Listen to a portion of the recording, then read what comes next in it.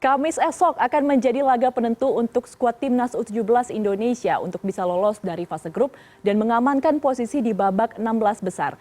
Hingga saat ini Indonesia masih tercatat berada di posisi ketiga klasemen grup A dengan raihan 2 poin.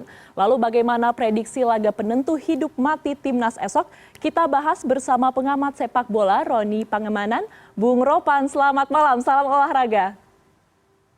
Salam olahraga, selamat malam Mbak Ayu. Oke, Bung Ropan, ini besok adalah laga penentuan bagi kedua tim, terutama untuk timnas Indonesia yang menjadi tuan rumah. Tadi kita mendengar bersama pernyataan dari Fahri Husaini bahwa ini akan sangat bergantung pada pemulihan fisik dari anak-anak timnas U17.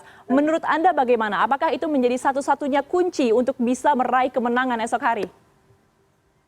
Iya, kebetulan saya baru kembali dari Surabaya menyaksikan 2 laga Indonesia, baik menghadapi Ekuador di pertandingan pembukaan dan menghadapi Panama.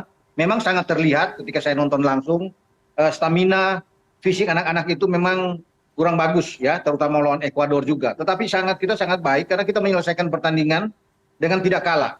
Jadi kita ada faktor keberuntungan di sini ya. Tinggal tergantung sekarang bagaimana motivasi anak-anak di saat kita akan menghadapi pertandingan hidup mati menghadapi Maroko. Ya karena ini kita harus menang, tidak boleh berpikir harus imbang. Karena kalah bagi kita akan bahaya posisi kita.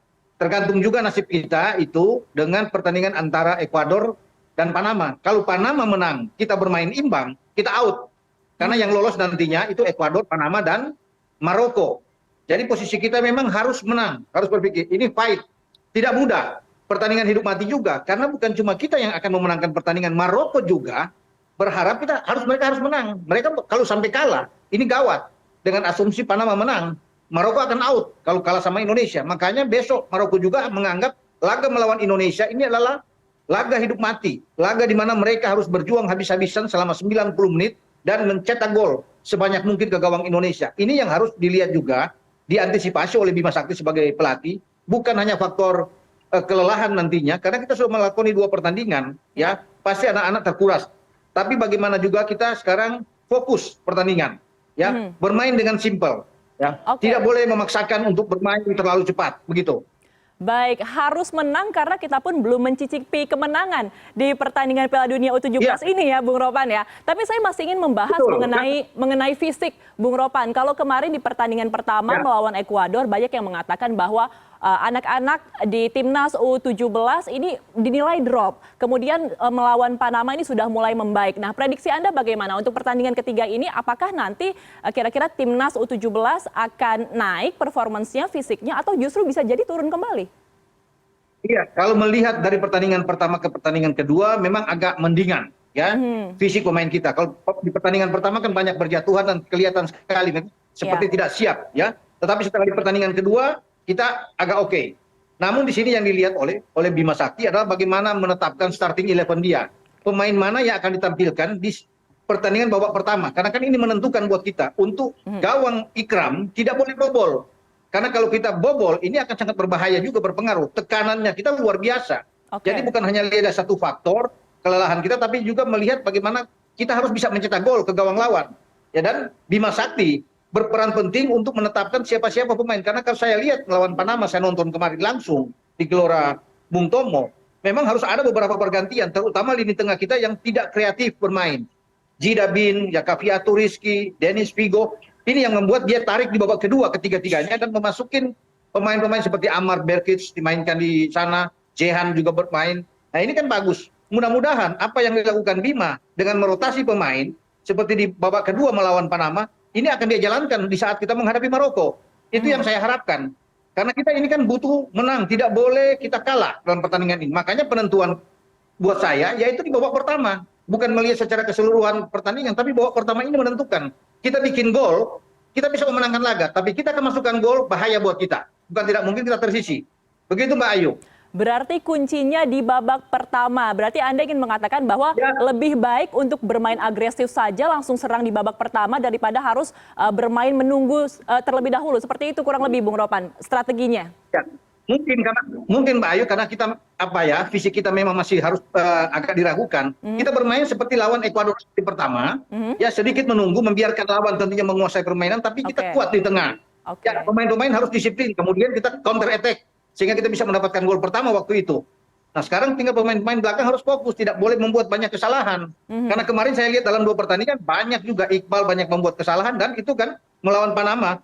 Gol pertama mereka itu dari Iqbal yang membuat kesalahan sebelum ada Arkan Kaka yang bisa membuat gol balasan. Jadi ini yang harus jadi perhatian utama buat jangan sampai terulang lawan Maroko. Karena kalau Maroko bikin gol ya ini saya bilang goyah mental kita untuk menghadapi ini. Karena ini kan pertandingan menentukan. Sangat menentukan buat kita. Jadi faktor mental juga berbicara untuk pertandingan melawan Maroko. Begitu. Oke, Bung Ropan, Maroko ini kan sebenarnya juga adalah tim yang kuat diunggulkan di grup A seperti itu. Menurut pengamatan Anda, kira-kira bagaimana peluang Indonesia bisa menaklukkan Maroko sekaligus mengamankan posisi di babak 16 besar? Kira-kira peluang kita besar atau tidak, Bung Ropan? Peluang kita tetap masih ada ya, masih tetap ini. Karena kita begini, karena kita imbang saja, berpeluang untuk bisa lolos karena ada peringkat ketiga, ada 4 tim peringkat ketiga terbaik bisa lolos. Jadi modal kita dengan 3 poin itu aman buat kita, enak buat kita ya. Tapi harus dihitung-hitung. Namun kalau mau dicari lebih aman ya kita harus menang. Kalau bicara peluang menang ya kita bermain di kandang, ini pertandingan terakhir, anggap saja ini final buat kita. Ya karena kalau kita kalah kan sudah selesai, tidak bisa melanjutkan ke fase gugur. Jadi ini final aja buat kita untuk kita bisa meraih kemenangan melawan mereka, dan peluang itu saya pikir ada. Walaupun memang ini misi sulit, karena Maroko tidak mudah. Kalau saya bisa melihat ini bagus, mereka bisa menang melawan Panama sebelum mereka kalah lawan Ekuador. Makanya pertandingan di grup A ini, saya bilang ini seksi di grup ini. Karena 4-4-nya punya peluang untuk bisa lolos. Paling tidak ada 3 tim yang bisa lolos dari grup A. Begitu Mbak Ayu. Baik, Bung Ropan, setelah sebelumnya kita telah bermain 2 kali imbang melawan Ekuador dan juga Panama, belum pernah mencicipi kemenangan di kandang sendiri. Apa evaluasi yang bisa Anda cermati dari permainan skuad Garuda Muda sejauh bermain selama ini? Ya, kalau soal permainan memang belum bisa, tidak terlalu mengesankan. Kalau bicara ini jujur secara permainan. Karena kan masih banyak salah-salah passing pemain-pemain kita, cara memahami bagaimana reading the game itu memang sangat kurang. Maka saya bilang, itu hanya ada faktor yang baik buat kita, ada keberuntungan buat kita untuk bisa menyelesaikan pertandingan dengan draw tidak kalah. Ketika kita melihat bahwa stamina kita, fisik kita yang sangat hancur di pertandingan pertama terutama dan agak sedikit membaik di babak kedua, tapi ini ya kita bisa memanfaatkan keberuntungan dengan tidak kalah saja 2 pertandingan, ini kan sejarah buat kita. Ini pertama kali buat adik-adik kita bermain dengan persiapan yang sangat minim. Berbeda dengan semua kontestan yang ikut. Mereka sudah dari tahun lalu bersiap. Kita hanya tidak lebih dari 4 bulan untuk mempersiapkan. Tidak mudah. Dengan tidak ada kompetisi usia muda di Indonesia yang berjalan. Kemudian kita punya tim seperti ini. Kita harus bersyukur sebenarnya. Dengan tidak kalah saja. Kan di awal kita ragu bahwa melawan Ekuador tidak mudah untuk mereka bisa menahan Brasil. Di kualifikasi CONMEBOL bisa mengalahkan Argentina. Tapi kita tidak kalah. Terlepas banyak kekurangan yang harus dievaluasi dan harus diperhatikan oleh Bima. Tapi yang paling penting juga adalah hasil akhir yang mengatakan bahwa kita tidak kalah, kita perlu untuk mendapat poin di pertandingan terakhir melawan Maroko memang. Itu Mbak Ayu. Baik, Bung Ropan, selain juga pertandingan yang sudah kita bahas tadi, banyak mengenai Timnas Indonesia U17, kita akan beralih topik sekarang mengenai Timnas Senior ya, karena besok Kamis juga akan berlangsung kualifikasi Piala Dunia 2026. Ini Indonesia melawan Irak. Saya ingin sedikit membacakan datanya karena secara ranking FIFA, Irak ini berada di atas Indonesia di posisi 68, sementara Indonesia di posisi 145. Ini lumayan jauh jarak rankingnya, sementara sudah 11 kali bertemu, Indonesia hanya 2 kali menang. Dengan statistik demikian, bagaimana peluang Timnas Garuda menurut Anda esok hari? Saya tidak melihat dari statistik yang berupa angka-angka, karena itu kan 13 pertandingan sudah lewat.